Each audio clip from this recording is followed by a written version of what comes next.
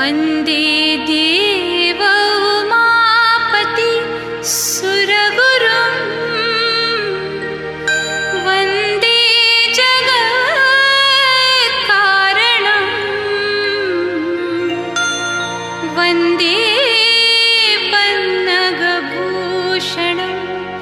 मृगधरं वन्दे पशूनां पतिं वन्दे सूर्य शशाङ्कवह्निनयनं वन्दे मुकुन्द प्रियम्।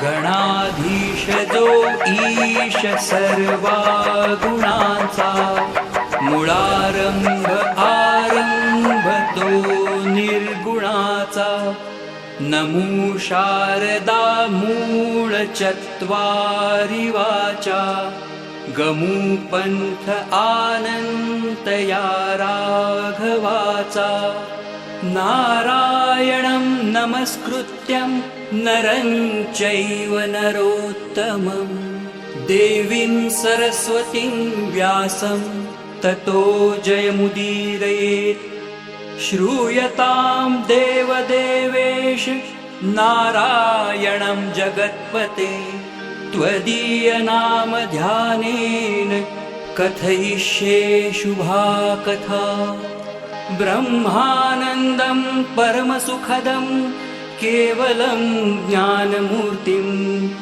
द्वन्द्वातीतं गगनसदृशं तत्त्वमस्यादिलक्ष्यम् एकं नित्यं विमलमचलं सर्वधी साक्षिभूतम्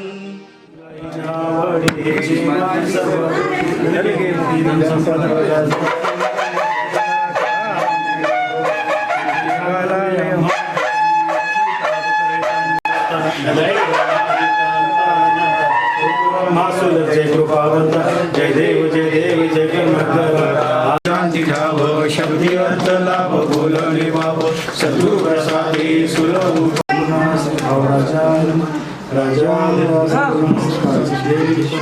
राजातीतं त्रिगुणरहितं सद्गुरुं तं नमामि। सद्गुरुनाथ माझे आई मला ठाव द्यावा पायी सद्गुरुनाथ माझे आई मला ठाव द्यावा पायी सद्गुरुनाथ माझे आई मला ठाव द्यावा पायी सद्गुरुनाथ माझे आई मला ठाव द्यावा पायी मला ठाव द्यावा पायी मला ठाव द्यावा पायी मला ठाव द्यावा पायी मला ठाव द्यावा पायी मला ठाव द्यावा पायी मला ठाव द्यावा पायी मला ठाव द्यावा पायी मला ठाव द्यावा पायी सद्गुरुनाथ माझे आई मला ठाव द्यावा पायी सिद्धराम गुरु माझे आई मला ठाव द्यावा पायी सद्गुरुनाथ माझे आई मला ठाव द्यावा पायी सिद्धराम गुरु माझे आई मला ठाव द्यावा पायी मला ठाव द्यावा पायी मला ठाव द्यावा पायी मला ठाव द्यावा पायी मला ठाव द्यावा पायी, मला ठाव द्यावा पायी, मला ठाव द्यावा पायी, मला ठाव द्यावा पायी.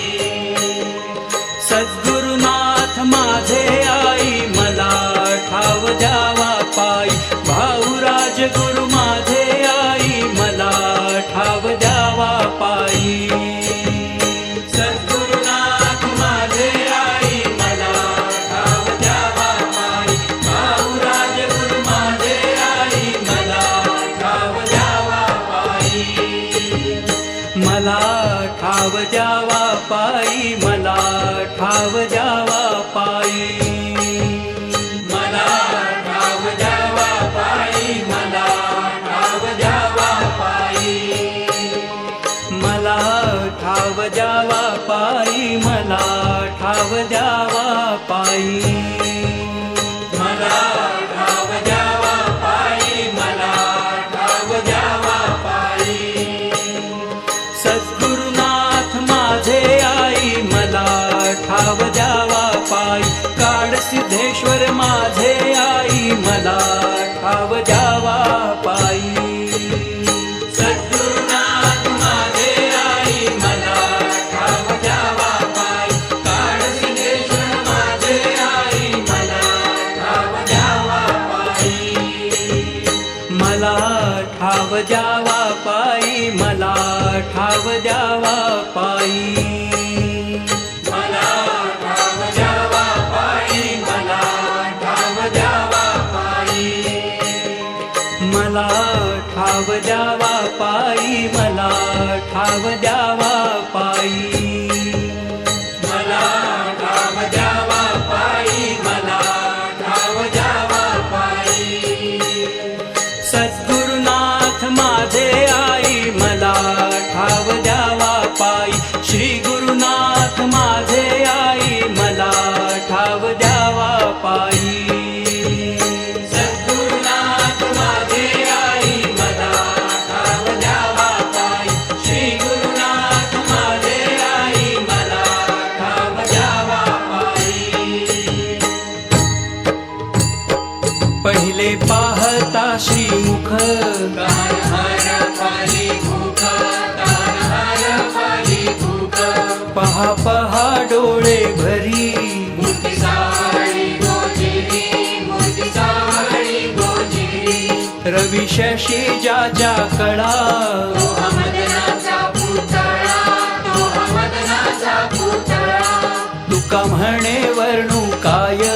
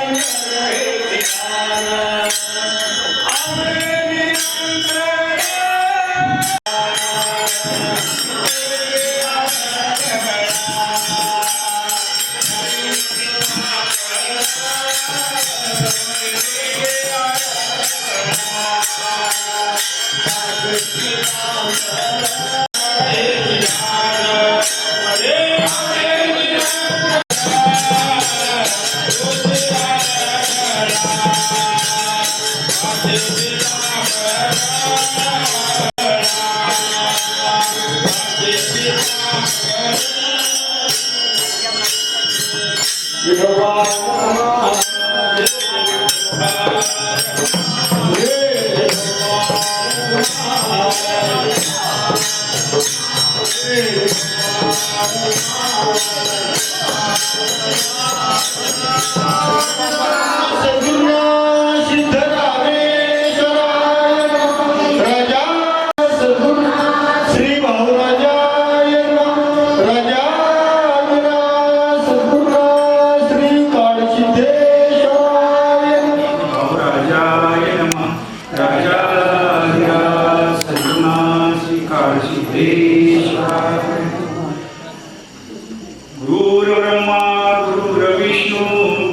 ओम तस्मै श्री गुरुवे नमः ब्रह्मानन्दं परमसुखदं केवलं ज्ञानमूर्ति द्वन्द्वातीतं त्रिगुणितं सद्गुरुं नमामि श्री गुरुचरण प्रतापे पुण्यपापे जलानि त्रिगुणसमतीर्थे ज्ञानरूपे शुभाशुभपादा भावना रामधारी जय जय रघुवीर समर्थ राजाधिराज सद्गुणा सिद्धरामेश्वराय नमः राजाधिराज सद्गुणा श्री भवराजाय नमः राजाधिराज सद्गुणा श्रीकाल सिद्धेश्वराय नमः ग्रंथा नामदासबोध दशक समास नवमा ओया 62 नरदेव स्तवन वाचनास प्रारंभ करतो जी महाराज धन्य धन्य हा नरदेहो येथील अपूर्वता पाहो जो जो कीजे परमार्थ लाहो तो पावे सिद्धिते या नरदेहाचे लागवे एक लागले भक्ती संगे एकी परम वितरागे एकंदरे सेवी एक फिरती तीर्थाटने एक करती पुरशरणे एक अखंड नामस्मरणे निष्ठावंत राहिले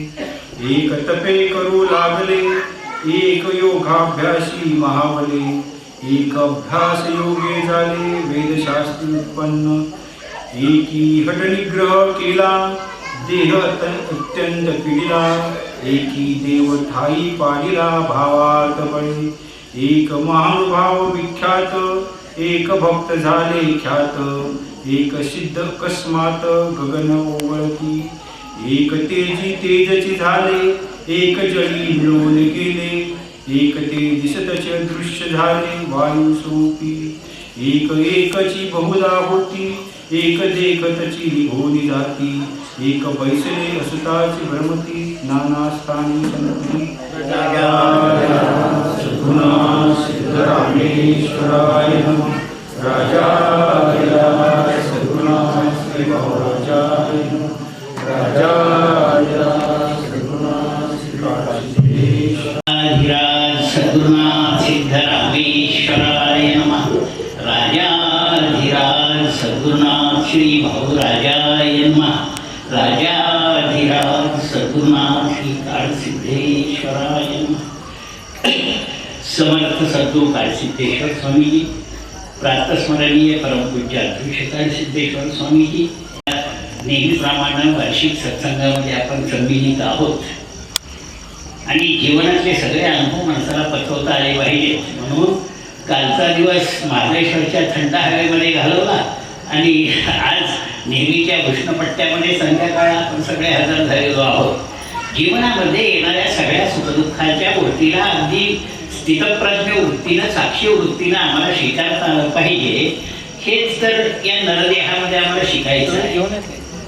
नरदेह नावाची गोष्ट मी नरदेह निरूपण नावाच्या समासाचं वाचन केलं तर हे नरदेह निरूपण म्हणजे माणसाचा जन्म आपल्याला प्राप्त झाला हे कित्येक जन्माची पुण्य लक्ष लक्ष योनी कोटी कोटी फेरा मग लागे वारा मानवाचा इतक्या जन्माची पुण्यसंचयाचं फलित म्हणून आपल्याला मनुष्य जन्म प्राप्त झालेला आहे. आता या प्राप्त झालेल्या मनुष्य देहामध्ये मनुष्य जीवनामध्ये आम्ही काय प्राप्त हे एकदा ठरलं म्हणजे मग त्या दृष्टीनं प्रवास करायला सुरुवात करायला हरकत नसते. कुठलाही प्रवास सुरू करताना आपण नियोजन केल्याशिवाय प्रवास करत नाही. म्हणजे साधं मंडईत जायचं 8 दिवसाच्या भाजी खरेदीला तरी कुठली भाजी आणायची कुठली आणायची नाही याचं नियोजन केल्याशिवाय जात नाही. किराणा मालाच्या दुकानात गेलो तरी काय आणायचं नाही हे ठरवून जातो. जर ते काय करायचं आहे कुठं पोचायचं आहे याचं आम्हाला भान असलं म्हणजे हा मनुष्य देह सार्थकी लावता येतो. म्हणजे देव मस्तकी धरावा अवघा हलकल्लोळ करावा काल शिवजयंती तिथीप्रमाणे झाली तर देव मस्तकी धरावं म्हणजे काय करावं अवघा हलकल्लोळ करावं म्हणजे काय करावं तर या जगामध्ये किंवा जिथं आपण राहतो तिथं भाविक श्रद्धेनं जगणारी जी माणसं आहेत ना त्या माणसांना आध्यात्मिक सुविधा उपलब्ध करून देणं म्हणजे खरा देवमस्तकी धरणं असतं. आणि हा जो सभा मंडप आमदार साहेबांनी आपल्याला उपलब्ध करून दिलेला आहे, भले कालच्यासारखा पाऊस आला तरी काय चिंता आहे का? शांतपणाने भगवत भक्ती करायची, तर त्यात अडचणी येणार नाही याची सुविधा करणं म्हणजे आम्ही नरदेहात जन्माला आल्याचं काहीतरी सत्कार्य केल्याचं भाग्य आम्हाला लाभत असतं. मनुष्य जन्म प्राप्त झाल्यावर त्या समाजात सांगितलं, कुणी डोंगरदऱ्यातून फिरतात, कुणी हठयोग करतात, आणखी काय काय करतात. हे सगळे योग आहेतच आहेत, त्याच्याबद्दल प्रश्न नाही. पण खरा तो एकची धर्म, जगाला प्रेम अर्पावे, जगाला प्रेम अर्पण करता आलं पाहिजे. आणि त्यासाठी एकच सूत्र लक्षात ठेवायचं की मी जिथं जाईन तिथं माणसांना समाधान नावाची गोष्ट मिळाली पाहिजे, आनंद नावाची गोष्ट मिळाली पाहिजे. आणि असं वाटलं पाहिजे, नाहीतर कधी पिढा टळती असं वाटायला लागलं तर आमचा जन्म मनुष्य वाया गेला असं म्हणायला हरकत नाही. आणि मनुष्य देहामध्ये आल्यानंतर ज्या वेळेला आम्ही समाज उपयोगासाठी चंदनासारखे झिजत असतो, त्यावेळेला आमची देहानं उपस्थिती आज इथं असेल, उद्या कुठं असेल, आणखी कुठं असेल, पण त्याच्या कार्यकर्तृत्वाचा सुगंध मात्र सर्वत्र दरवळताना दिसत असतो. आणि हे दरवळत राहणं म्हणजे मनुष्य देह चंदनासारखं झिजवणं असतं. अब्दुल कलाम म्हणायचे ना, झिजा पण गंजू नका. हे झिजणं नावाची गोष्ट असते ना, ते आता उरलो उपकारापुरता ही एकदा अंतःकरणामध्ये भावना दृढ झाली म्हणजे भगवंत सुद्धा त्याच्या पाठीमागं सर्व कृपाशीर्वाद घेऊन उभा राहतो आणि येणाऱ्या संकटासाठी ढाल म्हणून पुढे उभा राहत असतो. ही आजपर्यंतचा इतिहास आहे. जर नरदेहामध्ये आम्हाला काही काम करायचं असेल तर, आणि ते खरोखरच या जेके भेटे भूत देते म्हणी जे भगवंत या दृष्टीनं मानव कल्याणाचं काम असेल, प्रत्येकाच्या हिताचं काम असेल, तर भगवंत सुद्धा तुम्हीच त्या माणसाचं कार्य थांबवू शकत नाही. म्हणजे जगणं कळण्या अगोदर बरंचसं जगून घ्यावं लागतं, जगणं कळण्या अगोदर बरंचसं जगून घ्यावं लागतं. आणि अशा माणसाच्या जगण्यात मरणाला सुद्धा विचार करून यावं लागतं. तर एवढा मोठा थाप आपण मनुष्य म्हणून जन्माला आल्यानंतर केलेल्या कामानं लोकांच्या सदिच्छा आपल्या पाठीशी उभ्या राहतात, सद्गुरूचे कृपाशीर्वाद पाठीशी उभ्या राहतात. त्यावेळेला जगाच्या पाठीवरचं कुठलंही संकट असू दे त्याला ताठ मानेनं उभं सामोरं जाण्याचं बळ तर येतच, पण सद्गुरू आणि भगवंत कुठल्याही अडचणी आल्या तरी त्याच्यातून सही सलामत पार नेऊन सोडणार याच्याबद्दल चिंताच बाळगण्याची गरज नसते. हा दृढविश्वास निर्माण होणं म्हणजे खऱ्या अर्थानं जीवनामध्ये मनुष्य देह आणि योग्य कारणासाठी वापरतो आहोत याची पोचपावतीच असते. नुसतं वरकरणी काही देखाव्यासाठी नरदेहाकडून ते वृंदमाळा आणखी कसल्या माळा घाला, काय करा या सगळ्या गोष्टी बाह्य आहेत. उच डोंगापरी रसम हे डोंगा काही रळाशी वरली या रंगा. आम्ही मनुष्य म्हणून जन्माला आल्यानंतर वरून परिधान करून आम्ही मोठे होत नाही, तर त्या अंतःकरणात असावं लागतं. भक्ती करायची, सेवा करायची, समाजसेवा करायची ओढ रक्तात असावी लागते. नाहीतर ढोंग पांघरून म्हणजे नरदेहाची काकडी पांघरली आणि पशुसारखं वर्तन करणार असो तर कित्येक जन्मानंतर प्राप्त झालेला हा नरदेह सुद्धा वाया गेला असं समजायला हरकत नाही. म्हणून आमच्या अंतःकरणामध्ये जर श्रद्धा असेल, सद्गुरूचा आशीर्वाद असेल आणि जनतेसाठी रात्रंदिवस त्यांच्या सुखासाठी तळमळीनं काम करायची इच्छा असेल तर मग या जगात त्याची प्रगती, त्याचं काम कुणी थांबवू शकत नाही याची प्रचिती कित्येक लोकांनी घेतली आहे, आपणही घेत आहात. तर काय होतं की ते नुसती भक्ती कपणी घातली म्हणजे पोरांच्याबद्दल तक्रार अजिबात करायची इच्छा नाही. तरुण पिढी काय येत नाही त्या असल्या सत्संगाच्या कार्यक्रमामध्ये, पारायणाच्या कार्यक्रमामध्ये, कारण आधी तो विश्वास निर्माण करणं गरजेचं आहे. नाहीतर त्या पोरापोरींचं म्हणणं काय, मी कलेला असल्यापासून पोरांना सांगतो काय रे आता पारायण दिसकाळा चालू आहे ना सत्यनारायण ज्ञानेश्वरीचं, तर पारायणाची प्रवचना द्यायचो आणि कॉलेजला साताऱ्यात येणाऱ्या पोरांच्या गावात पारायण असलं की पोरं मागे लागायचे आमच्या सरांचं एक प्रवचन ठेवा. आणि ज्या गावात असेल त्या गावातल्या पोरांना, शेजारच्या गावातल्या कॉलेजच्या मुलांना सांगायचो या तुम्ही प्रवचनाला, सर तुमचा एकदा येतो.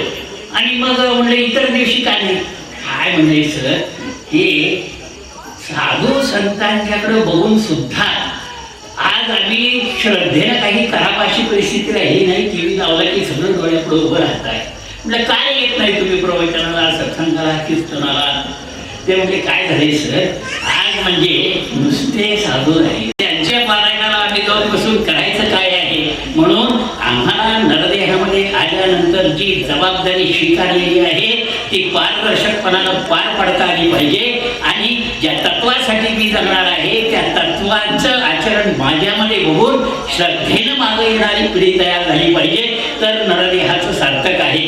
आणि त्यासाठी ते अंतःकरणातून असावं लागतं. कोंबडीला किंवा कबुतराला गरुडाचे पंख लावून गरुडाचा आकार देता येतो, पण गगनझेप घ्यायची ओढ रक्तात असावी लागते, ती दत्तक नाही घेता येत. तर आम्ही मनुष्य म्हणून आदर्श जगायचा असेल तर आमच्या जीवनामध्ये मी कुणाच्या दमडीला सुद्धा निंदा होणार नाही आणि ज्याचा वाटा त्याला मिळावा यासाठी रात्रंदिवस धडपडावं लागलं तरी चालेल, पण माझ्यासाठी त्यातले एक पैसे सुद्धा वापरणार नाही. असं कोणत्याही कामाचं नियोजन करताना आम्ही जगायला लागू. त्यावेळेला आमच्यावरती मनुष्य म्हणून टाकलेला विश्वास आम्ही सार्थ करू शकतो. मग हा विश्वास कुटुंबानं आपल्यावरती टाकलेला असतो, हा विश्वास गावानं आपल्यावर टाकलेला असतो, परिसरांना आपल्यावरती टाकलेला असतो. आणि हे सगळे विश्वास प्राणपणानं जपता जपता एक विश्वास अंतःकरणामध्ये ठामपणाने शिकायचा असतो. आपला संप्रदाय सांगतो मी आत्मा आहे. आणि जर आत्मतत्वाची प्रचिती घेणं हेच जर मनुष्य जीवनाचं सार्थक असेल तर ज्या क्षणी जाणीव झाली त्या क्षणापासून आम्ही त्या भक्ती मार्गाला लागलं पाहिजे. कसं लागलं पाहिजे तर झडधडवणी पाहिजे. भगवंत स्वरूपात आम्हाला व्हायचं असेल तर भगवंतानं दिलेला हा नरदेह चंदनासारखा लोकांसाठी झिजवायला लागलो, म्हणजे आमच्या कार्याचा सुगंधच सर्वत्र दळवळत राहतो. आपली वेगळी ओळख देण्याची गरज भासत नाही. माणसाकडे बघून लोकांनी विश्वास दिला पाहिजे. अरे अमुक एक माणसानं सांगितली ना माहिती 100% खरीच असणार, मात्र खोटा असणार नाही. एवढा विश्वास मी ज्या वेळेला आचरण करून प्राप्त करतो त्यावेळेला या नरदेहामध्ये आल्याचं सार्थक झालं असं वाटायला लागतं. एखादी महिला म्हणून मी जन्माला येते त्यावेळेला माझं कुटुंब, माझा परिवार, माझं माहेर, माझं सासर आणि सर्व नातेसंबंध याच्यामध्ये एकता राखण्यासाठी एक पारदर्शकपणानं प्रेमाने सगळ्यांना बांधून ठेवण्याचं काम करते ना, ती स्त्री खऱ्या अर्थानं नरदेहा म्हणजे मनुष्य जन्मामध्ये येऊन त्या देहाचं सार्थक करणारी स्त्री म्हणून ओळखली जाते. तर आज आपण एवढीच प्रतिज्ञा करूया, हे भगवंता कित्येक जन्माच्या पुण्याने आज मनुष्य जन्म दिला आहे आणि एवढे महान सद्गुरू आपल्याला लाभले आहेत की ज्यांनी मी आत्मा आहे हे जगून सिद्ध करून प्रचिती उदाहरण आपल्याकडे देऊन ठेवलेलं आहे. तर यांच्या सानिध्यात राहिल्यावर या जीवनामध्ये मला मनुष्य जन्माचं सार्थक करायचं आहे. त्यासाठी मला योग्य सद्गुरू प्राप्त झालेला आहे. तर इथून पुढं सद्गुरूच्या वचनाप्रमाणे आचरण करण्याची शक्ती आणि सामर्थ्य हे भगवंता तू आम्हाला द्यावं अशी भगवंताच्या आणि सद्गुरूच्या चरणी प्रार्थना करून वाणीला विराम देतो. राजा सद्गुरुनाथ सिद्धरामेश्वराय नमः.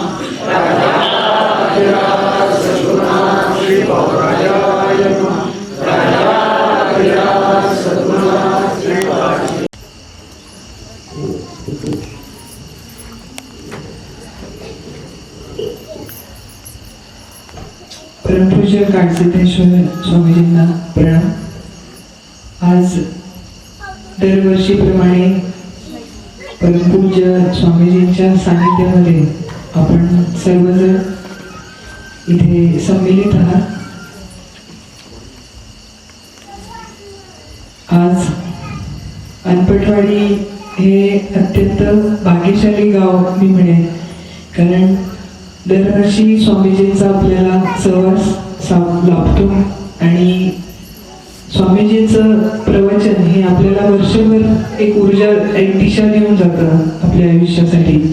आणि त्यामुळे आज अनपटवाडी येथील जे बाहेरगावी असतात ते देखील या दिवसाची वाट पाहतात. वर्षभर त्यासाठी त्यांचं नियोजन असतं आणि सर्व लोक इथे उपस्थित असतात. आज स्वामीजींच्या सान्निध्यातून तुमच्या सगळ्यांशी संवाद साधण्याची एक संधी मला मिळाली, त्याबद्दल मी आभार मानते. आणि आज खटाव गटाची जिल्हा परिषद सदस्य आणि या जिल्ह्याची जिल्हा परिषद अध्यक्ष म्हणून जे काम करण्याची संधी मला मिळालेली आहे, परमपूज्य स्वामीजींच्या प्रेरणेमधून विषमुक्त किचन ही संकल्पना पूर्ण जिल्ह्यामध्ये राबवायचा संकल्प मी केलेला आहे. आज जर आपण पाहिलं तर भारत हा अत्यंत वेगवान प्रगती करत आहे. 2014च्या आधीची आपली परिस्थिती बघितली तर अर्थव्यवस्थेच्या बाबतीत आपण 19व्या स्थानावर होतो आणि आज 15 वर्षांनी आपली परिस्थिती अशी आहे की आज जगामध्ये 4थी मोठी अर्थव्यवस्था आपण आहोत. सोलार प्रकल्पामध्ये आपण फ्रान्स सारख्या देशांना मागे टाकून 3ऱ्या क्रमांकावर आलेलो आहोत. UPI द्वारे पेमेंटमध्ये आपण जगामध्ये 1 नंबरला आहोत. पण हे सगळं असताना दुर्दैवाची गोष्ट अशी आहे की डायबिटीस या व्याधीमध्ये आपण जगामध्ये 1 नंबरला आहोत. आणि याचं आपण जर मूळ शोधत गेलो तर त्याचं मूळ आहे आपल्या तेलाच्या अशुद्धीमध्ये. आणि आपल्याला स्वामीजींनी अनेक वेळा मार्गदर्शन केलेलं आहे की जगामध्ये जेवढं तेलाचं उत्पन्न होतं उत्पादन त्यापेक्षा जास्त विक्री ही भारतामध्ये तेलाची होते. तर हे येतंय कुठून तेल? तर 70% सॉल्व्हंट आणि 30% तेल या प्रकारचं तेल आपण सेवन करतोय. आपण जर 25 वर्षापूर्वीचा कालावधी आठवला तर टीव्हीवर जाहिराती यायला सुरुवात झाली होती की हृदयविकार टाळायचा असेल तर तुम्ही रिफाईंड सुपर रिफाईंड सफोलाचं तेल घ्या. पण खरं तर तेव्हा अशी परिस्थिती होती की खेड्यामध्ये आपल्याला माहीतही नव्हता कर्करोग, डायबिटीस, हार्ट अटॅक हा कुठेतरी शहरामधला व्याधी होता, काही तुरळक लोकांना व्हायचा. पण या ॲडव्हर्टाईजचा इतका परिणाम झाला की हे भेसळयुक्त सॉल्व्हंट असलेलं तेल बंद पाकिटातलं आपल्या गावोगावी पोहोचलं आणि गावातले सगळे घाणे बंद पडले. कारण घाण्याच्या तेलापेक्षा स्वस्त हे भेसळयुक्त तेल आपल्याला मिळायला लागलं. आणि खरी सुरुवात ही तेव्हा झाली आणि त्याच्यानंतर 10-20 वर्षांनी आपण पाहिलं तर हे सगळे रोग हे गावापर्यंत पोहोचलेले आहेत. त्याचप्रमाणे दुधाची अशुद्धी आहे.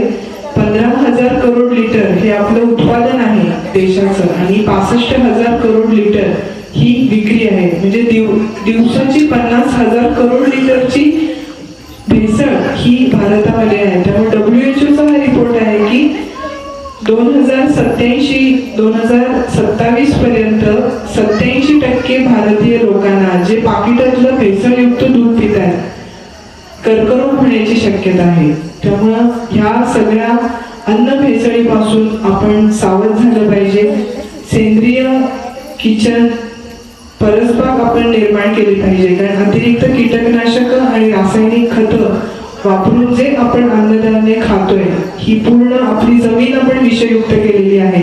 आणि हे सगळे रोगराई जर आपल्याला टाळायची असेल आणि खऱ्या अर्थानं समृद्ध आणि आरोग्यपूर्ण आपल्याला जर सातारा जिल्हा, महाराष्ट्र आणि देश बनवायचा असेल तर आपण ह्या भेसळ आणि विषमुक्त किचन शिवाय आपल्याला पर्याय नाही. त्यामुळे या जिल्ह्यामध्ये हा एक संकल्प घेऊन मी निश्चितपणे काम करणार आहे.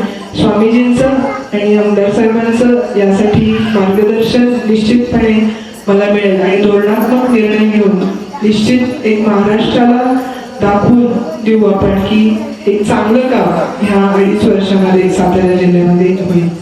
आणि यापुढील मार्गदर्शनासाठी स्वामीजींकडे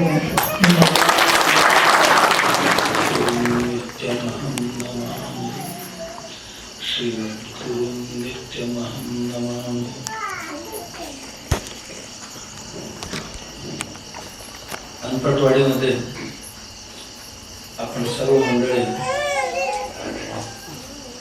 वार्षिक सत्संगासाठी संमिलित आहोत. दासोदामध्ये समर्थानी मनुष्य जन्माचा महत्व किती असतो याचं निरूपण केलं होतं. सरांनी त्याचं निरूपण केले. आमच्या काशीनाथ महाराज, रघुनाथजी महाराज, गुरूंची महत्व जीवनात किती असतो. का करावं, केल्याशिवाय दुसरं पर्याय काहीही उरत नाही अध्यात्मामध्ये. खूप छान पद्धतीने पटवून दिली. समर्थांना असं म्हणायचं आहे, या जगात सर्वही मनुष्य म्हणून जन्माला येतात. मनुष्य जन्म मिळणं कठीण आहे असं जरी असला तर भारतातच 144 कोटीच्या पुढे गेले. स्वातंत्र्य मिळालं त्यावेळी आमच्याकडे 30 कोटी आणि पाकिस्तानात 10 कोटी. 70-75 वर्षापूर्वी 40 कोटी होतो. 75 वर्षात 100 कोटीने आमच्याकडे वाढ झाली. त्यांच्याकडे बांगलादेश 10-12 कोटी झाली, त्यांची 20 कोटीच्या पुढे गेलेली आहे. म्हणजे तिथेही 20-25 कोटीची वाढ, म्हणजे 125 कोटीने आपण वाढलेले आहोत. इतकी माणसं जन्माला येतात. आम्ही जन्माला आलो म्हणून सर्वही माणसं झालो असं काय वाटतंय का आपल्याला? नाही. मनुष्याचा शरीर धारण केल्या मात्राने आपण मनुष्य म्हणून घेऊ, पण मनुष्य होणं कठीण असतं. कारण ज्यांच्याकडे मनुष्यत्व आहे तो मनुष्य होतो. मनुष्यत्व नसलेली माणसं खूप आहेत. आता गळ्यात बॉम्ब बांधून घेणं, पोटाला पाठीला बॉम्ब बांधून घ्यायचं आणि एवढ्या गर्दीत जाऊन उडवून द्यायचा, म्हणजे आपणही मारायचं, लोकांनाही मारून टाकायचं. त्याला काही मनुष्य म्हणता येईल का? नाही मनुष्य म्हणता येईल. किंवा सर्व जग वरवडून सगळ्यांना सुपोषित करून आपण एकटेच सुपोषित राहूया असं कोणाला वाटत असेल तर त्यांना मनुष्य म्हणता येईल का? नाही. एवढंच नाही, करू नये त्या सर्वही पाशवी कृत्य करू आपण खूप मोठे भक्तिमान आहोत, बुद्धिमान आहोत असा आव आणणारे सुद्धा, रावण सुद्धा मनुष्यच होता दिसायला. रावणाला मनुष्य म्हणता येईल का? देवपूजा पण करत होता, सकाळी संध्याकाळी अत्याचार करत होता. त्यांनी अत्याचार करून मारून टाकलेले महिलांची हाडांचे सांगाडा किती पडलेले वाल्मिकी देतो, डोंगरा एवढं पडलेले होते. म्हणजे किती महिलांवर अत्याचार केले असते. आणि एका बाजूला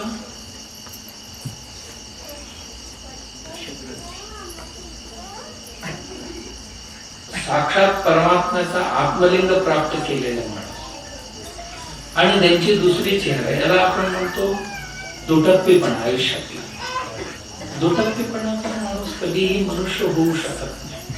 कधी माणसासारखे, कधी गुरासारखे असंही होत असते. आणि एवढं चांगलं मनुष्य जन्म मिळालेले याचं सार्थक्य खूप लोकांनी खूप पद्धतीने करून घेतले. बघा, हे कधी मिळत नाही. एवढं चांगलं भेटलेले त्याचा उपयोग म्हणजे या शरीरामध्ये, हे शरीर वापरत असताना, वापरतो म्हणजे ह्या इंद्रियांचा, मनाचा, बुद्धीचा वापर करत असतो. ते वापरत असताना मन, इंद्रिय, बुद्धीना प्रेरणा देणारे जे गुण आहेत ना मागे, ते गुण पशूंचे असतील तर पशुसारखं वर्तन करतो, राक्षसी गुण असतील तर राक्षसासारखं वर्तन करतो, मनुष्य गुण असतील तर माणसासारखं वर्तन करतो, गुण दैवी असतील तर मनुष्य सुद्धा देवासारखं वर्तन करतो. बघा, अत्री आणि अनसान असतानाच संन्यासी बनवून पाठवून दिले लोक कल्याणासाठी जावं. दत्तात्रेय, मी काय जाणार नाहीये, मी आयुष्यभर तुमची सेवा करत राहीन. आणि त्याही मुलाला सुंदर असे संस्कार दिले. संस्कार देऊन तो जेव्हा विचारला, तुम्ही उद्या जाणार, गेल्यानंतर मला मार्गदर्शन कोण करणार, तेव्हा त्या माता अनसूयानी आणि अत्रि महर्षीने सांगितलं ते बघ, या जगात इतक्या साऱ्या मार्गदर्शक गुरु आहेत, ज्यांच्याकडून तू काहीतरी मोठं गुण घेशील तर त्याला गुरु समज. आणि अशी गुरुत्व गुण असणारे खूप मनुष्यच पाहिजे असं नाहीये. एखादा पशु पक्षी प्राणी सुद्धा माणसापेक्षा चांगलं वावरत असते. त्यांच्याकडे तो गुण ग्रहण कर, ते सुद्धा तुला गुरु म्हणून मार्गदर्शन करेल. आणि त्यातून दत्तात्रय एक महान गुरु बनले, महागुरु बनले. म्हणजे गुण हे केवळ माणसांकडेच असतात असं नाही. त्याग, समर्पण, उदारता, एकाग्रता,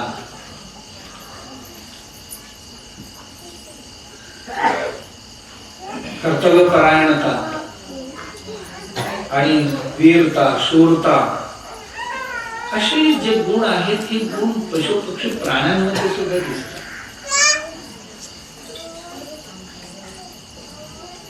दोन पक्षी पती पत्नी असणारी दोन लहानशा बाळांसमवेत प्रपंच करत असताना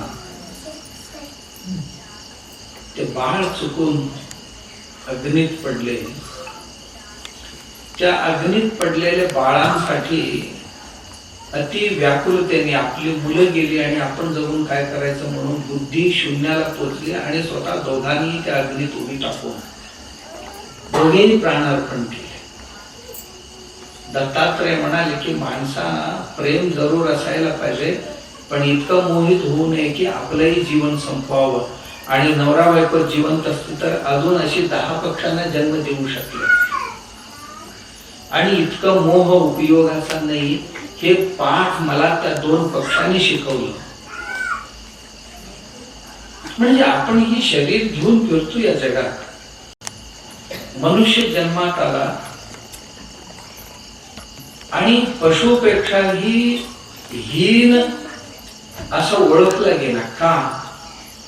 त्यांच्याकडे 5-6 गुण अत्यंत निकृष्ट पद्धतीची होती. हे कुठली? घृणा, घृणीषु. घृणा म्हणजे आपण दुसऱ्यांची उन्नती, दुसऱ्यांची भलं सहन न करणं. त्याला काय म्हणतात मराठीत? घृणा म्हणजे दुसऱ्यांची भलं झालेले पाहवत नाही काही लोकांना. मत्सर म्हणतो आपण. मत्सर नावाचा एक गुण आपल्याकडे असेल ना, बस आपल्याला संपवायला दुसरं कोणी लागत नाही. आमचा मत्सरच आम्हाला संपवून. मत्सर. दुसरं क्रूरता. क्रूरता म्हणजे दया, माया, निर्दयता. तिसरं काहीही दिले तरी समाधान नाही, असंतुष्टता, अतृप्ती. काही दिले तरी पोट भरत नाही. चौथा क्रोध, प्रचंड राग. पाचवा दुसऱ्यांवर आयुष्यभर शंका घेत करणं. आणि 6वं दुसऱ्यांच्या भाग्यावर, दुसऱ्यांच्या संपत्तीवर आपला आजीविका चालवणं. स्वतः काहीही कष्ट न करता दुसऱ्यांच्या संपत्तीवरच आपण जगायचं. ही 6 माणसं कधीही जगात सुखी राहू शकत नाही.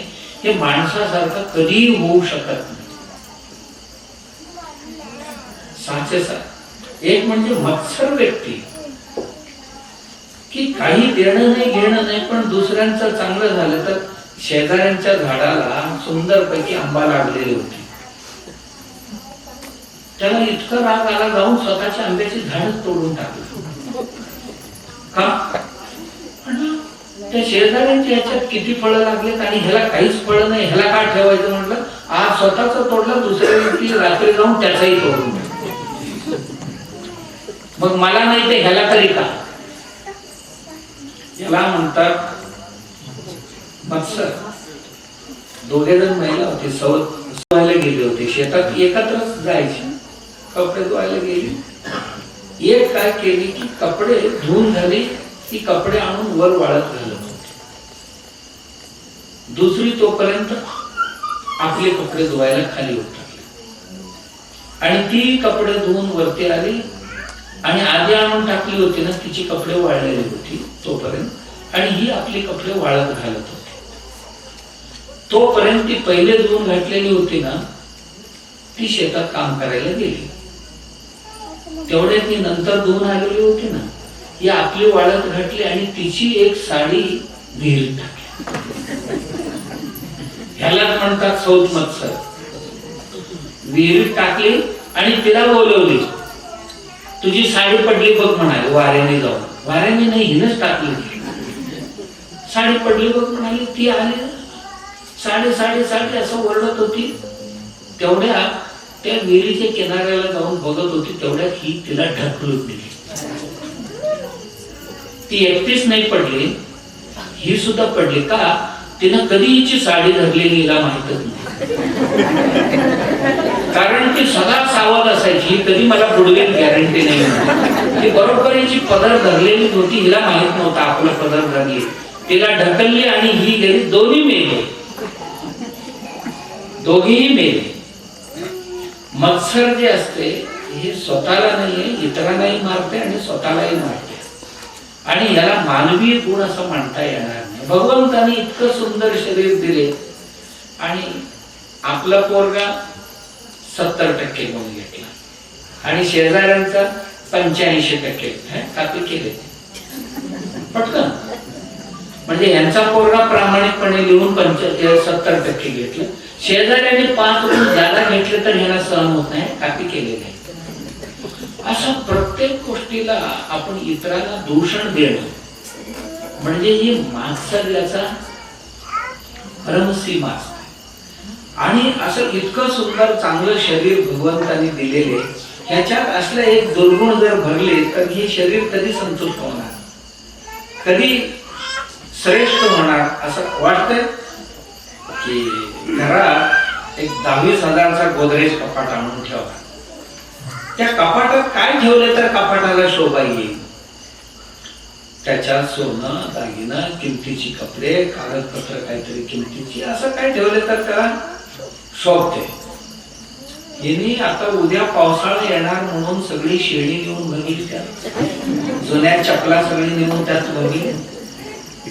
तुम्ही भरला ठीक आहे, पण ते शोभून दिसणार का? एवढ्या किमतीची कपाट आणि त्याच्यात काय भरावं? तसं एवढ्या किमतीचं शरीर काही दिले तरी जगात हे भेटत नाही. इतकं महान शरीर परमात्म्याच्या कृपेने आपल्याला भेटले. मग ह्याच्यात काय हे शेणी भरायचं, ह्याच्यात काय लाकडं भरायचं, ह्याच्यात काय बाकी चपलं भरायचं? म्हणजे दुर्गुण भरणे म्हणजे हेच आहे. म्हणून जीवन सार्थक व्हायला पाहिजे. देह आमचा जन्माला आलेला आहे तर हे सार्थक व्हायला पाहिजे. अशा गोष्टी भरून नाही होणार. मत्सर, क्रूरता, त्याला कायरता म्हणतो. क्रौर्य, निर्दयता, कुठेही दया मायाच नाही. कशावरही दया माया नाही. ना स्वतःवर नाही, ना घरातल्या लोकांवर, ना लहान बाळांवर दया नाही, प्रेम नाही, ना पशु पक्षी प्राणी किटे मुंगी, ना असा रस्त्याने गेला तरी एक कुऱ्हाडी घेऊन असा छाटतच जाणार. सगळ्या झाडांची असं फांदी तोडतच जाणार. कुठलं कुत्रं रस्त्यावर नसलं की लाथ मारला, त्या कुत्र्याने याला काहीच केलेलं नाही तरी त्याला लाथ मारायचं. आणि किडे मुंगी काही असले तरी त्यांना नाशच करायचा. याला म्हणतात, कुठला माणूस जरी भेटला तरी त्याला 2 फटके द्यायचं. प्रेमाने फटके देणं वेगळं, पण द्वेषाने दिवसभर सगळ्यांना संपुष्टात आणण्याचा प्रयत्न करणं हे मनुष्य जन्माला न शोभणार. तिसरी अतृप्तता. मनुष्य म्हटल्यानंतर आपण ऐकत असतो संतांचे वचन, ठेविले अनंत तैसे चिराहावे, चित्ती असो द्यावे, असं म्हणत असतो. समाधान आनंदी जीवन भगवंत जेवढा जेवढा देतो ते पूर्णपणे वापर करायचा. मग आणखी ज्याला हवं असेल तर अपेक्षा ठेवायचं त्यांच्याबरोबर. देईल, देणारा देव मोठा आहे. आज नाही दिला तर उद्या तरी देईल, या अपेक्षेने संयम बाळगून असायला पाहिजे. काहीही दिले तरी समाधान नाही. अतृप्ती अतृप्ती अतृप्ती. लाख रुपये मिळाले तर म्हणतोय 10 लाख का मिळाले, 10 लाख मिळाले, 10 लाख मिळाले पण 10 कोटी का मिळत नाही. ही जी अतृप्ती कधीही मनुष्याला यशस्वी होऊ देत नाही, सदा काळ अभाग्यांच्या पंक्तीत बसवते. म्हणून अतृप्ती नावाची दुर्गुण आपल्यात असता कामा नये. जे आहे त्यात समाधान असायला पाहिजे. कोणाचं तरी बघून माझं तेवढं का नाही हे कदापिही शोभा देणार. त्यांना माझं मला एवढी पुरेशी आहे ना, मी काय करणार आहे, एवढं सगळे घेऊन आपण काय करणार. जेवढं मिळतं तेवढं घ्या आणि परत पुढची देईल देव कधीतरी. अतृप्ती नावाची गुण एवढ्या सुंदर त्या मनुष्य शरीरामध्ये टाकला तर मनुष्य शरीराची सर्वनाश करते. मी क्रोध चौथा गुण सांगितलं, दुर्गुण. क्रोध म्हणजे छोट्या गोष्टींसाठी रागावणं, तुटून पडणं, हे चांगलं लक्षण नाही आहे. मनुष्य म्हटल्यानंतर तत्क्षण प्रतिक्रिया नाही करायचं, थोडस धीर धरायला शिकायचं, संयम बाळगायला शिकायचं. त्याऐवजी तत्क्षण त्यांनी एक बोलले की हा 2 बोलून मोकळा. मग काय त्यांच्यात आणि आमच्यात काय फरक. क्रोध आहे ना, हे शेजाऱ्यांच्या घराला जरी आग लावली तर माझी घर त्याला लागूनच आहे हे आमच्या लक्षात असायला पाहिजे. आम्ही दुसऱ्यांना दुःख दिले तर ते दिलेले दुःख मला कधी ना कधीतरी बाधल्याशिवाय राहत नाही. कारण आपण जे करतो केलेल्याची फळं आमच्याकडे जे येणार आहे दुसऱ्यांकडे नाही जाणार. विनाकारण कोणावरही रागवू नये. रागवायचंच असेल तर चांगल्या गोष्टीसाठी रागवा. बाळ चुकलं कुठे, घरातले कुठेतरी आपण चुकलो एकमेकांचे, जरूर त्याच्याकरता रागाचा वापर करायचा, क्रोधाचा वापर करायचा. कोणाला तरी सरळ करण्याचं, शुद्ध किंवा चांगलं वळणावर आणण्यासाठी. त्याऐवजी दिवसभर चिडचिड चिडचिड चिडचिड चिडचिड केलं, काय मिळणार आहे त्यातनं. कधीही स्वस्थ जीवन जगता येईल. सकाळी उठल्यानंतर संकल्प करायला पाहिजे की मी आज कोणावर रागवणार. मग दिवसभरात प्रयत्न करायचा. चुकून एखाद्या वेळे राग आला तर म्हणायचा आज एक वेळ रागावलो मी, मग उद्या 1 तास मी कोणाशी बोलणार नाही. स्वतःला दंडित करून घ्यायचं. स्वतःला दंडित काय करायचं, माझ्या हातून एक वेळ कारण नसताना मी कोणाला तरी रागावलो, माझ्या मुखातून अपशब्द गेला तर मी 1 तास उद्या सकाळी 8 ते 9 कोणाशी बोलणार नाही. मौन बाळगेन. ही माझ्या इंद्रियांना मीच दंडित करेन, अशी आपण संकल्प करायला पाहिजे, व्रत धारण करायला पाहिजे. तेव्हा मनुष्य शरीर श्रेष्ठ होऊ शकते. त्यानंतर दुसरा एक दुर्गुण आहे नित्यशंकित. रोज कोणा ना कोणावर तरी शंका घ्यायचा, शंका घ्यायचा, शंका घ्यायचा. शंकासुरच म्हणायचं. शंका नावाचा असुर प्रवेश केलाय आमच्यात. कोणाबद्दलही विश्वास नाही, नुसतं शंका घेत राहणं, शंका घेत राहणं, शंका घेत राहणं. शंका ही माणसांचा सर्वनाश करते. शत्रू, साप, अग्नी आणि शंका यांना कधीही छोटं समजू नये. आयुष्य हे कधी मोठे होतील सांगता येत नाही. 4 लक्षात राहतील. शत्रू, शंका, सर्प, अग्नी. त्या एवढीशी त्याला काय होते असं कधीच समजू नये. साप आहे ना, छोटा असला तरी माणूस मरतो, मोठा असला तरी मरतो, म्हणून सापाला कधी छोटा समजू नये. अग्नी एवढीशी टिणगी, ते काय करते, टिणगी अख्ख्या गावाला सुद्धा पेटू शकते. शत्रू छोटा येतो, काय करतो, शत्रू कधी मोठा होईल कळणार नाही. तसे ही क्षमता, या गोष्टी कधीही आपला नाश करू शकतात, यांना या जागा न देता. आणि शेवटचा, या शरीरामध्ये आणखीन एक दुर्गुण असतो, परभाग्योपजीवी, दुसऱ्यांच्या भाग्यावर जगणं, स्वतः कष्ट न करणं, स्वतः परिश्रम न करता, स्वतःच्या कमाईवर न जगता दुसऱ्यांच्या पैशावरच आपण जगण्याची ज्यांना सवय आहे ती व्यक्ती कधीही समाधानी नाही, कधीही सुखी नाही. परभाग्योपजीवी म्हणतात. मग दुसऱ्यांचं नसेल तर मरून जाईल. हे शरीर आहे ना, या शरीराला परिश्रम शिकवायला पाहिजे, या शरीराला मेहनत करायला शिकवायला पाहिजे, या शरीराला चांगलं कार्य करायची सवय करवायला पाहिजे, तरच मनुष्य जन्म सार्थक. ज्ञानेश्वर महाराज 800 वर्ष होऊन गेले तरी सुद्धा नाव अजरामर राहिलं. तुकाराम महाराजांना 400 वर्ष होऊन गेले, 350 वर्ष होऊन गेले तरी सुद्धा तुकाराम महाराज जिवंत आहे. नामदेव महाराज, चोखामेळा, सावत्या माळे, हे जे महापुरुष आहेत इतकी वर्ष होऊन गेले तरी सुद्धा का जिवंत आहे? त्यांनी या शरीराचा ज्या पद्धतीने उपयोग केला, या शरीरामध्ये जे सद्गुणांचा एक मोठा साठा तयार केला. श्रीरामचंद्राला 10,000 वर्ष झाली, अजूनही प्रत्येक घरात त्यांचे नाव ठेवतात, प्रत्येक गावात त्यांची मंदिर बांधतात. मंदिर जुना झाला तर परत नवीन बांधतात. का बरं बाबा? का बांधतात? त्यांच्याकडे असणारे गुण. वाल्मिकीने इतकं सुंदर लिहिलेले, श्रीरामचंद्र दुसऱ्यांच्या कधीही दोष पाहत नव्हते.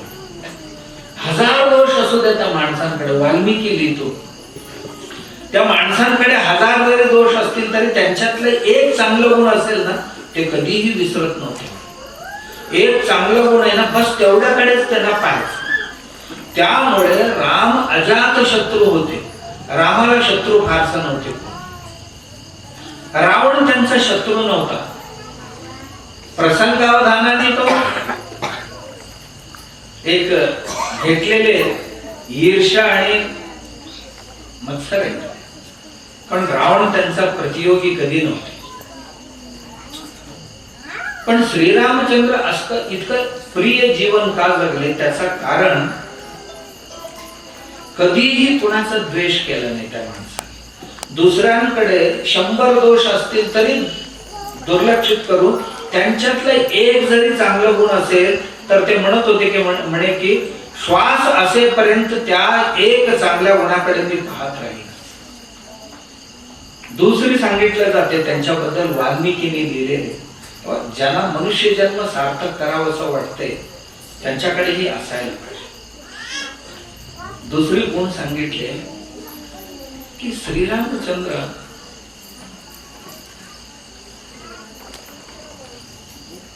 त्यांच्या जीवनात सगळ्यांवर सारखं प्रेम करत होते.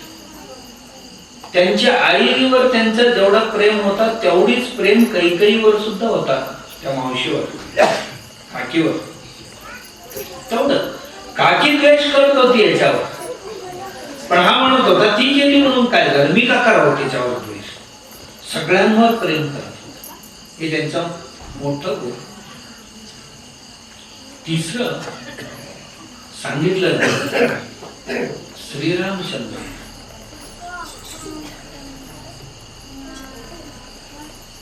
गुरुजनांचा आदर करत होते. नेहमी जे गुरुजन आहेत, गुणीजन आहेत, त्यांचे सन्मान करत होते. कधीही त्यांची अवहेलना आपल्या हातून होणार नाही याची खूप काळजी घेत होते. आणि चौथे सांगतात की ते विद्या शिकत होते, धनुर्विद्या, राजनीतीचे अभ्यास करत होते. तारुण्यात करत असताना मध्येच वेळ काढून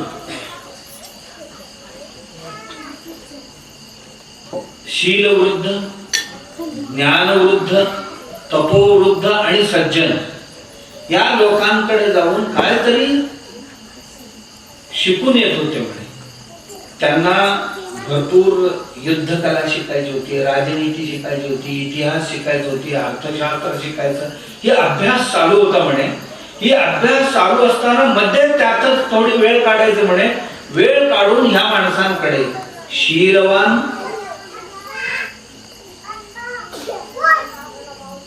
तपस्वी लोक, ज्ञानवृद्ध लोक आणि सज्जन लोक जे आहेत त्यांच्याकडे चरित्र सांगितलं जातं की असा माणूस होता. आणखीन एक गोष्ट सांगितली, कोणालाही दुखवत नव्हते म्हणे.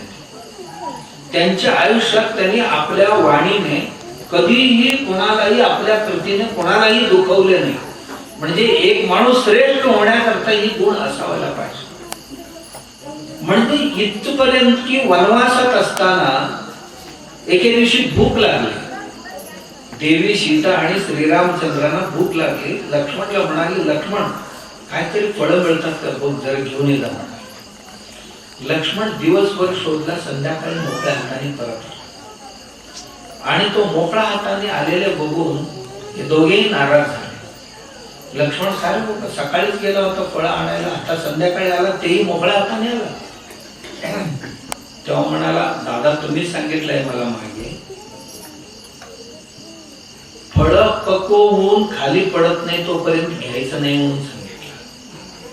तसं झाडावर खूप फळं लागलेली होती, तुम्हीच मागे सांगितलं होता झाडावरची फळं तोडल्याबरोबर जर चीक किंवा रस, एखादा थेंब रस त्या झाडाच्या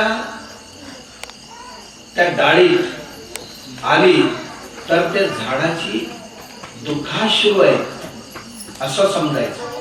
त्यामुळे जोपर्यंत फळ खाली पडत नाही तोपर्यंत घ्यायचं नाही असं तुम्ही सांगितलं होतं.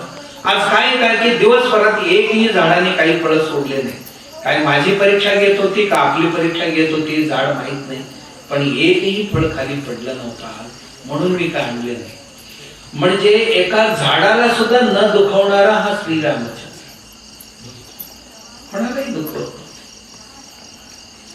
मंथरे आणि कैकेयीला सुद्धा अत्यंत प्रिय होता. मंथरा जाऊन जेव्हा सांगते रामाचा अभिषेक होणार आहे उद्या असं म्हटल्याबरोबर कैकेयीला इतका आनंद झाला, आपल्या गळ्यातले एक किमतीचे मोतीचे हार त्या मंथरेच्या गळ्यात टाकते. खूप चांगल्या गोड बातमी दिलीस तू, माझा पोरगा उद्या राजा होतो असं म्हणाली ती आधी. तेव्हा मंथरा म्हणाली, काय डोकं बिकत फिरले का तुझी? कारण मंथरा मत्सराला घेऊन आलेली होती. डोकं बिकत फिरली तुला? तो जो राजा होतोय ना तो मुलगा तुझा नाहीये, कौशल्याचा आहे. ही म्हणाली, मला माहिती आहे ना, पण मुलगा कौशल्याचा जरी असला तर माझ्यावर एवढा प्रेम करतो आई म्हणून, तेवढा तो कुणालाही बाकीच्या दोघांवर तेवढा करत नाही म्हणाले. इतका माझ्यावर श्रद्धा आहे त्याचा विश्वास आहे माझ्यावर, त्यामुळे तो राजा होतोय तर मला खूप आनंद झाला. हे घे हार म्हणा.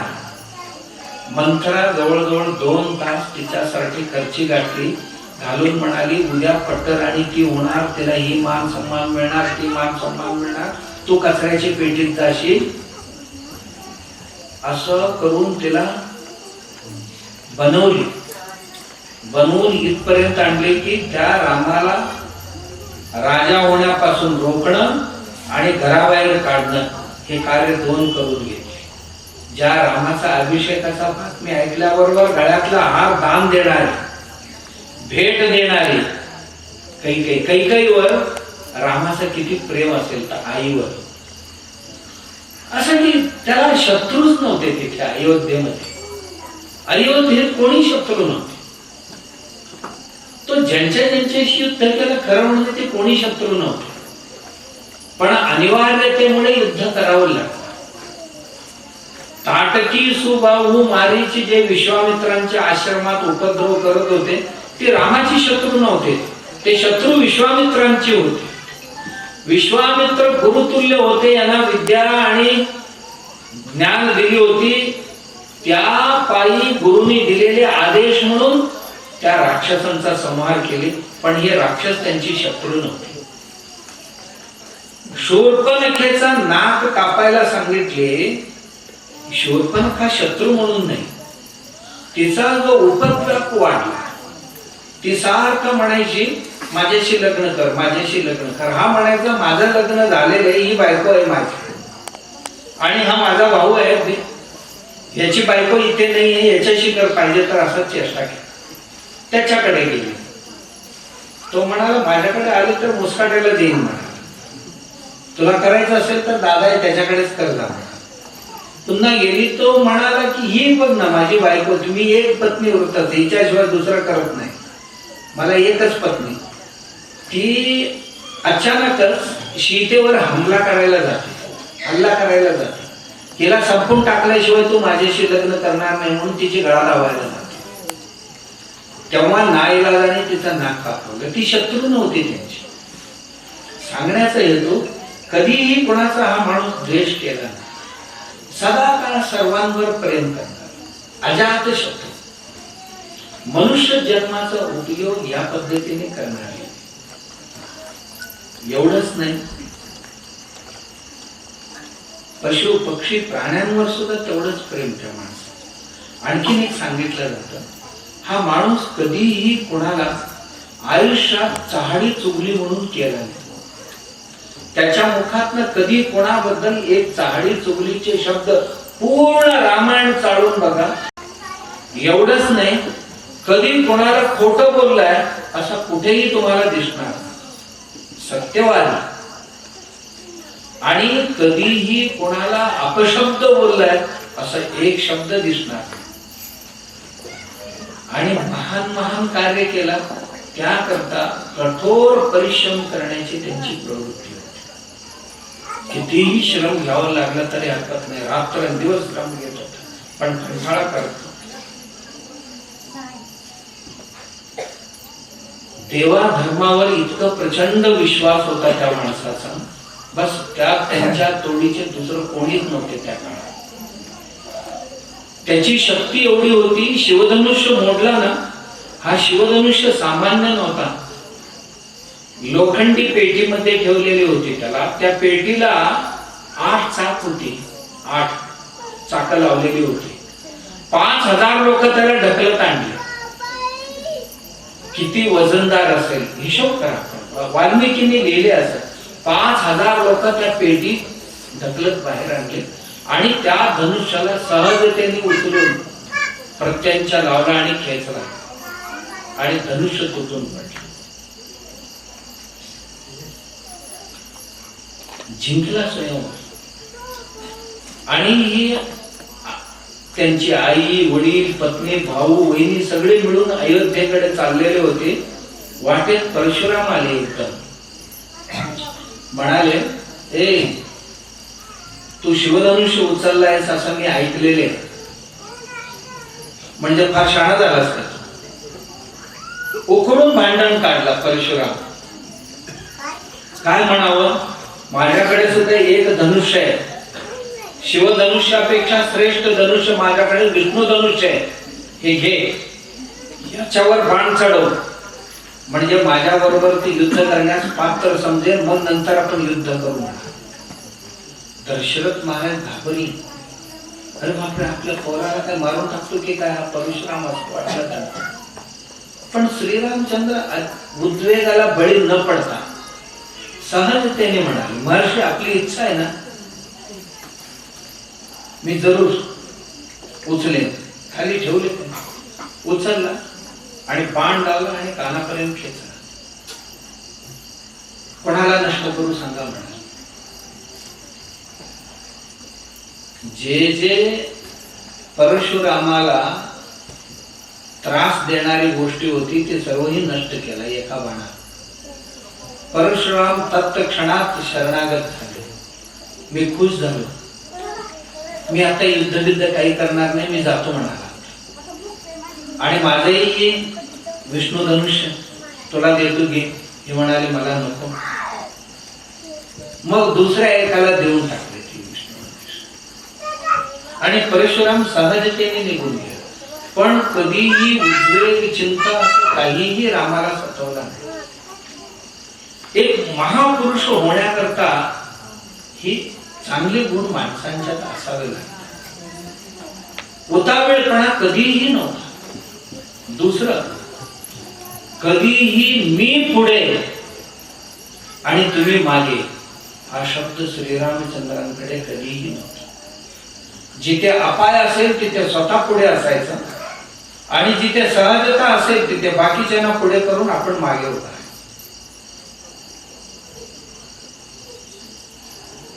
माणसं मोठी कशाने होतात तर या गुणांनी होतात. कधीही कोणी असतील तुम्ही पुढे व्हा, मी नाहीतर मी मोठा आहे मी पुढे आणि तुम्ही मागे राहा असं कधीच नाही.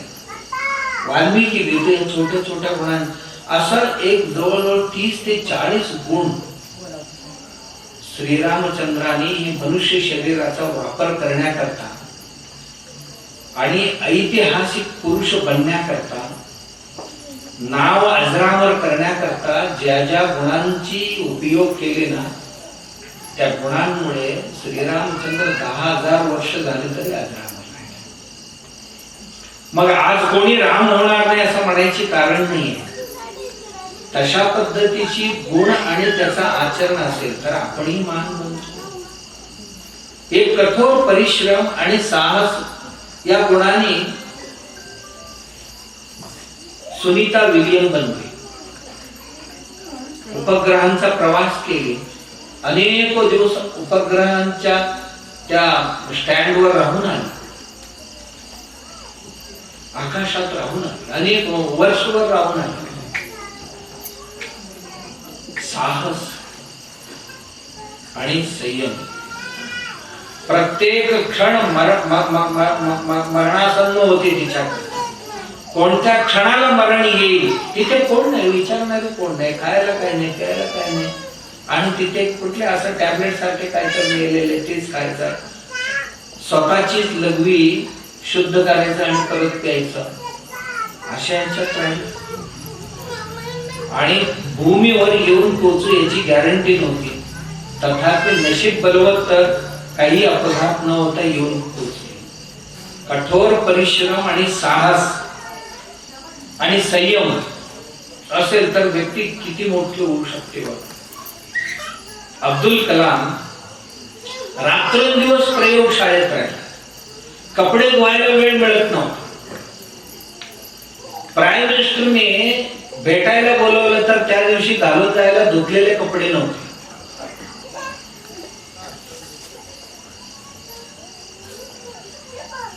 त्यांचे गुरु होते. ते म्हणाले तुला प्राईम मिनिस्टरने बोलवलं. म्हणाले गुरुजी मी नाही जाऊ शकत. का? माझे कपडे धुतलेले नाही. गेले महिनाभर मी लॅब मध्येच आहे. रात्रंदिवस प्रयोगशाळेत आहे. कपडे धुतले नाही. ब्रह्मदत्त म्हणाले त्यांचे गुरु अरे तुला काय मुलगी द्यायला बोलवले थोडी, काहीतरी सलाम मसलत करायचं असेल म्हणून बोलवले. जा हाय त्या कपड्यावर जा. हाय त्या मळक्या कपड्यावर गेले म्हणून राष्ट्रपती बनले, मिसाईल मॅन बनले. माणसं जीवनात काय साध्य करू शकत नाही. एक माणूस होऊन गेला. शब्देंदु शेखर नावाचा एक ग्रंथ लिहिला. भारतातला पहिला शब्दकोश. 25 वर्ष कधी जेवला, कधी अंघोळ केला, कधी झोपला, कधी उठला त्यालाच माहित नाही. एका ठिकाणावर 25 वर्ष होता एका खोलीत. प्रचंड अध्ययन करून ही ग्रंथ. अशी तपस्वी या शरीराचा वापर असे करणारी होऊन गेलेले आहे. मोठमोठाने संशोधन करणारी माणसंही याच शरीरात होऊन गेलेले. महापुरुषही याच्याच शरीरानेच महापुरुष होऊन गेले. शंकराचार्य यातच गेले, ज्ञानेश्वर महाराज यात गेले, कबीर होते, नानकदेव होते. असे महापुरुषही याच मनुष्य शरीरातच होऊन गेले. सायंटिस्टही सुश्रुतासारखा माणूस, कश्यपासारखा वैद्य, चरकासारखे वैद्य या मनुष्य शरीरातच होऊन गेले. त्यांचे संशोधन आणि त्यांची कठोर अध्ययन यातून तयार होते. आपण ही स्वतःला आणि आमच्या मागच्या पिढीला अशी काही चांगल्या संस्कार जरूर द्यावं, त्यातून त्यांचे जीवन ते स्वतः उन्नत करते, तेव्हा मनुष्य जन्म सार्थक होईल. नाहीतर आम्ही जे करतो ना आता संसारात, ही आम्हीच नाही, कधी कधी जनावर लाजतील अशा पद्धतीचे आचरण हे आपण करतो. त्यातून काही साध्य होणार. अरे देव सुद्धा लाजायला पाहिजे. एकदा प्रल्हादाला विष्णू भगवान म्हणाले, प्रल्हाद मलाच लाज वाटते रे तुझी सर्व बघून. प्रल्हाद देवा असा खाऊ, अरे माझ्यासाठी तू जे कष्ट झेलतोयस ना हे बघून मलाच कमीपणा वाटतं रे. माझा भक्त माझ्यासाठी किती झेलतोय आणि मी ह्याच्यासाठी काय करतो असं मला वाटतं रे. म्हणजे देव सुद्धा लाजेल अशी काही माणसं कामगिरी करून गेली. ध्रुवाला देवच म्हणाले, अरे बाळा एवढा 7-8 वर्षांचा बाळ, काय साहस तुझं, तू इथपर्यंत माझ्यापर्यंत येऊन पोहोचला. खरं म्हणजे तुला काही त्रास होऊ नये ही पाहण्याची जबाबदारी माझी होती, पण तू इथे आला. लहान लहान मुलं. प्रल्हादालाही साक्षात भगवंत म्हणाले, प्रल्हाद खरोखर माझ्यापेक्षाही तू श्रेष्ठ आहे असं मला वाटलं.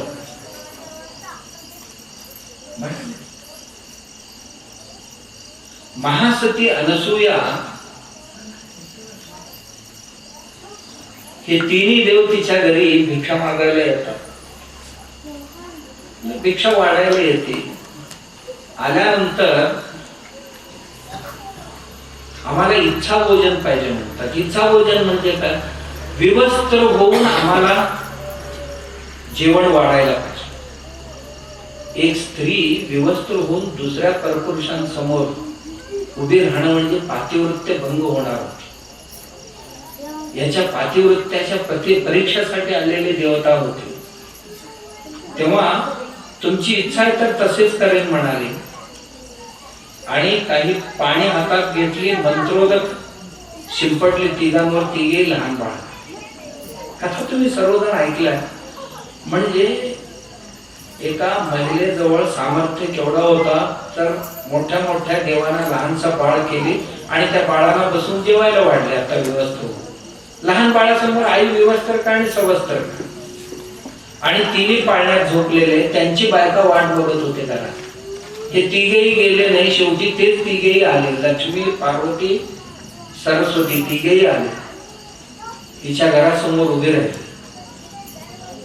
आमचे यजमान कुठे? तुमची यजमान सगळे पाळण्यात आहे तिथे. हा ओळखून इथे आहेत. तिन्ही एकसारखे दिसत होते. नाही म्हणाले, नाही आम्हाला आमची जसं होती तसं करू. नाही नाही नाही, तुम्हीच ओळखून न्या म्हणाले. समजा चुकून जर दुसऱ्याला हात लागला, हात लावा तुम्ही ते मोठे होणार म्हणाले. बाळ येत नाही, तुम्ही हात लावायचा, लावल्याबरोबर मोठे होणार. चुकून हिचा दुसऱ्याला लागला तर नाही म्हणाले, आम्ही नाही हात लावणार, तूच मोठं करून दे. तेव्हा त्या तिन्ही देवता क्षमा प्रार्थना करतात एकश्चित एका महिलेसमोर. त्या महिलेची मोठेपणा किती असेल. देव सुद्धा लाजले, देव सुद्धा संकुचित झाले.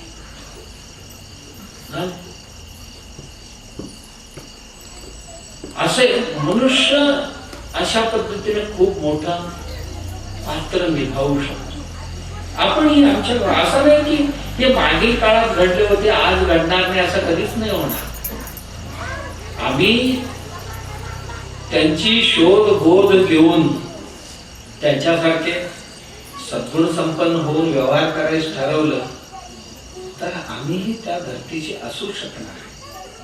आम्हाला काय असाध्य अशातला भाग नाही. आम्हाला काय अब्दुल कलाम होता येणार नाही असं नाही. आम्हाला बुद्ध होता येणार नाही असं नाहीये. महावीर आम्हाला होता येत नाही असं नाही. होता येते सगळ्यांना. शंकराचार्य होता येते, ज्ञानदेव होता येते. पण त्यांची जी गुण होती ती आम्ही आत्मसात केली. तेव्हा मनुष्य जन्म सार्थक झाला. मनुष्य जन्मामध्ये कोण कोण काय काय साधना केली, मग आम्ही काय करू शकत नाही. असं समर्थांचा निरूपण आहे. तर आपण भाग्यवान आहोत. आम्हाला जे जे क्षेत्र मिळालेले त्या क्षेत्रातच जे कार्य करतो ना त्या कार्यामागील प्रेरणा आणि त्या कार्यामागील दैवी गुणांचा आश्रय जर आपल्याला भेटलं तर आमचं आहे हे कार्य महान कार्य होईल. कार्य हीच, पण ते महान कार्य होऊ शकतं. का नाही होऊ शकत? निश्चित होऊ शकत. याची दखल निश्चितच घेतली जाते. अशी एक महानता निवडण्याची आणि आचरण करण्याची जबाबदारी आपल्यावर आहे. आम्हा सगळ्यांना हे ऐकायला खूप बरं वाटतंय. बघा तुम्ही सगळ्यांना प्रवचन विवचन ऐकताना खूप बरं वाटतं, पण घरी जाईपर्यंत राहत नाही. का राहत नाही? पण तेवढी त्याच्याबद्दल आम्हाला आस्था नाही. मग जाता जाता आम्ही काय म्हणू, महाराज फार छान बोलले. काय बोलले? बरंच काय काय बोलले होते, बरंच काय काय बोलले, पण घरी जाईपर्यंत काही आमच्या लक्षात आता असं होतो. का? त्याच्याबद्दल आम्हाला इतकी आसक्ती नाही. मी नेहमी म्हणत असतो, एक महाराज होते, त्यांच्याकडे 25 वर्ष रोज नित्यक्रमाने प्रवचन ऐकायला लोक जात होते. गावातले एक 10-12 25 वर्ष. एक दिवशी ते महाराज आजारी पडले. आजारी पडल्यावर त्याच गावात दुसरं एक देऊळ होतं, तिथे एक महाराज होते. ते एकदम जमदग्नी सारखे होते. ते महाराज म्हटले, बाबा माझी आज तब्येत चांगली नाहीये, ते माझे सहयोगी सपाटी आहेत, त्यांच्याकडे जा, 1-2 दिवस त्यांच्याकडे ऐका म्हणा. त्यांच्याकडे गेले. म्हणाले, काय तुमची महाराज तर आजारी पडले? बोल म्हणाले, आमचे महाराज आजारी पडलेत आणि तुमच्याकडे पाठवले प्रवचन ऐकायला 2 दिवस. अच्छा, काय काय ऐकवलं तुम्हाला आजपर्यंत? काय काय ऐकलं? नाही, खूप काय सांगितलं हो महाराजांनी, सगळे काय लक्षात राहिलं नाही. थोडं थोडं. आता महाराज काय लक्षात राहणार, आम्ही गृहस्थ लोक, आमच्या बापात आम्ही असतो, पण दर दिवशी जातो एवढं तर म्हणतो. मग तुम्हाला तुमची महाराज दर दिवशी जे लक्षात राहणार नाही असं सांगतात, असं सांगू की आयुष्यात कधीच विसरता येणार नाही असं काहीतरी सांगू? हे म्हणाले, अजिबात विसरता येणार नाही अशा पद्धतीचं सांगा म्हणाले. असं म्हटल्यानंतर 1 तास असा शिव्या दिल्या त्याने.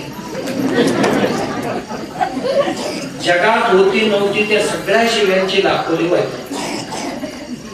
डोळ्यात पाणी यायला लागले सगळ्यांची. नालायकांनी एवढी वर्ष ऐकवली, एक शब्द राहिला नाही म्हणताय, आणि आता माझे कसे राहतील बघा म्हणाली. 1 तासात सगळे रडत रडतच गेले. घरी नाही गेले, ते आपल्या महाराजांकडे गेले. आणि जाऊन त्या महाराजांना म्हणून, तुम्ही सांगितलं त्या महाराजांकडे जावा, ऐका काय बोलणं, काय ते काय बोललो, काय राखलं नाही बघा आमची म्हणाली. घराण्याचे उद्धारच करून टाकले, असं तसं सगळे अजून थोडा हातचे घालून सांगत होते. एक शब्द विसरलेले नव्हते महाराज बोललेले, सगळी सोपत होते त्यांना. तेवढ्यात ते महाराज आले. त्यांना गॅरंटीच होतं हे जाऊन चुगली करणार. ते आले, काय काय सांगतात रे, हे म्हणाले. बाबा रे, यांना काय बोललास म्हणे, ते सगळं सांगितले मला म्हणाले. मग तू 20 वर्ष सांगतो, एक शब्द लक्षात नाही. माझं बघा पूर्ण माझं प्रवचन तोंडपाठ झाले 1 तासात. त्यांना कळेल या भाषेत सांगितलं की नाही म्हणा. माणसांची अभिरुची कशात आहे? अभिरुची शिव्या ऐकण्यामध्ये जी आहे, ओव्या ऐकण्यामध्ये नाही आहे. आमची अभिरुची शिव्या ऐकण्यात जेवढी आहे तेवढा ओव्या ऐकण्यात नाहीये. असं होतो कधी कधी. नाही, आम्हाला अभिरुची बदलावं लागेल. जीवन सार्थक करायचं असेल, नाही तर अशी दर दिवशी कितीतरी जीव जन्माला येतात आणि मरून जातात, काय अर्थ नाही. तर जीवन सार्थक व्हायला पाहिजे, धन्य व्हायला पाहिजे, तर दैवी गुणांच्या सहाय्याने जीवन यापन केलं पाहिजे, तेव्हा साध्य होणार आहे असं समर्थाना वाटते. मानवी जन्म सार्थक व्हावं असं वाटत असेल तर पशुपक्षी प्राण्यांसारखं नव्हे, देवासारखं जीवन जगणं, देव सुद्धा लाजतील अशा पद्धतीचे जीवन जगणं अत्यंत सोपं आहे. केवळ सद्गुणांच्या सहाय्याने जीवन यापन करायचं. ते जीवन यापन करण्याची बुद्धी, शक्ती सद्गुरू आणि भगवंत सर्वांना देऊ. गुरुचरणी प्रार्थना राजा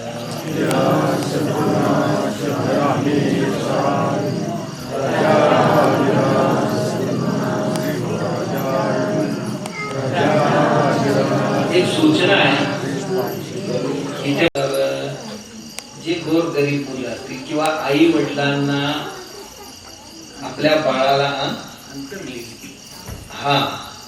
की ज्यांना बाळाला शिकवणं शक्य नसेल किंवा आई नाहीये किंवा वडील नाहीये, दोघेही असून सुद्धा बाळासाठी ते काही करू शकत नाहीये, दोघेही काहीतरी असमर्थ आहेत किंवा बाळाला चांगले संस्कार व्हावं असं वाटत असेल तर 4थी पास झालेलं बाळ असेल तर त्याच्याकरता 5वीला ऍडमिशन घेतात फक्त मुलांसाठी, आणि त्याचं जेवण खाणं कपडे लत्ते शाळा बिळा सर्व त्याला ट्युशन ब्युशन काय असेल ते सगळे खर्च आपल्या मठाच्या वतीने केला जातो. परळी मठावर आहे तिथे. तर अशी कोणी असतील तर आपण सांगावं आणि त्यांना पाठवून द्यावं. येत्या मे महिन्याच्या पौर्णिमेपर्यंत त्यांनी फॉर्म मिळतील तिथे आणि जूनच्या आत त्यांना ऍडमिशन दिली जाईल. अशी कोणीही असतील कुठलेही असू दे महाराष्ट्रातले मराठी येणारे, आणि ते फक्त की लिहिता वाचता त्यांना आलं पाहिजे आणि काहीच येत नाहीये, कोणा कुठे घरात ऐकत नाही आणि आपल्या घराची पट्ट्याबोळ केले तर आता मठाची तेवढा करू द्या म्हणून असं नाही पाठवलेलं आणि घ्यायचं तर कमीत कमी लिहिता वाचता आला पाहिजे, बस एवढं माफ करते तिथे गेल्या. असं होऊ नये यासाठी जिज्ञासू बाळ आहे, चांगलं शिकण्याची त्याची इच्छा आहे, पण आई वडिलांना सामर्थ्य नाहीये किंवा आई आहे वडील नाहीये, वडील आहे पण आई नाहीये, कुठेतरी आजा आजींकडे मावशी आणि काकांकडे राहतो, अशा कोणी असतील किंवा दोघेही आई वडील असून सुद्धा खूपच त्यांचा अडचण आहे, सांसारिक अडचण, तर अशी लोक आपले बाळ पाठवू शकतील. त्यांना जवळजवळ 12वी होईपर्यंत किंवा डिग्री होईपर्यंत शिकवून त्यांना कुठलं तरी नोकरी करण्यास समर्थ बनवून मग कारण यांच्याकडे आता बरीच मुलं तिथे शाळा शिकून आज चांगल्या नोकरी करतात. मेडिकल रिप्रेझेंटेटिव्ह आहेत आणि कोण बॉम्बे पोलीस मध्ये गेलेले, कोण मिलिटरी मध्ये गेलेले, खूप चांगले हुद्द्यावर गेलेले. कृपया याची नोंद घ्या. पालटी दुर्जनाची बळे भाव सद्बुद्धी सन्मार्ग लागे, महापुरुष तो काळ विक्राळ भंगे, जय जय रघुवीर समर्थ राजा सर्वनाश रामेश्वराय नमः, राजा सर्वनाश राजाय नमः, राजा सर्वनाश काशीश्वराय नमः. विविध क्षेत्रामध्ये यश संपादन केलेलं आहे.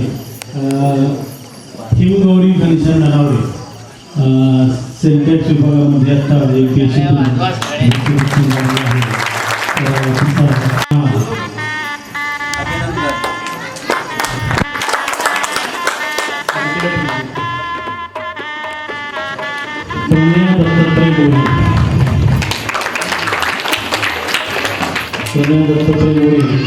अपंग व्यक्तीला जे कुस्ती क्षेत्रामध्ये श्लोक राजेंद्र भोसलेने मठावर कुस्ती तयार झालेला आहे. बरीचशी पारितोषिक मिळालेली आहे. साक्षी संजय मतकर यांच्या पोस्टामध्ये त्यांची नियुक्ती झालेली आहे.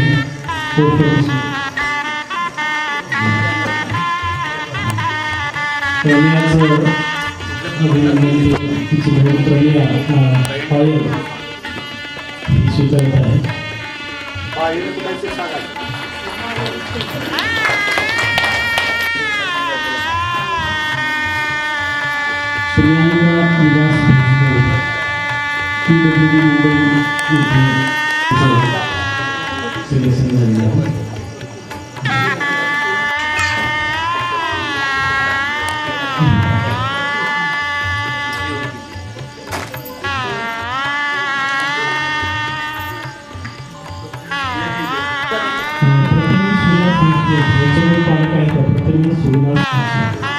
आयुर्वेदिकमध्ये MD केलेलं आहे प्रॉपर्टी संघात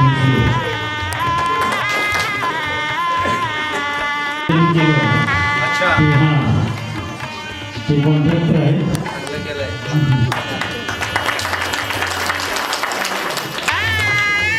हरिचंद्र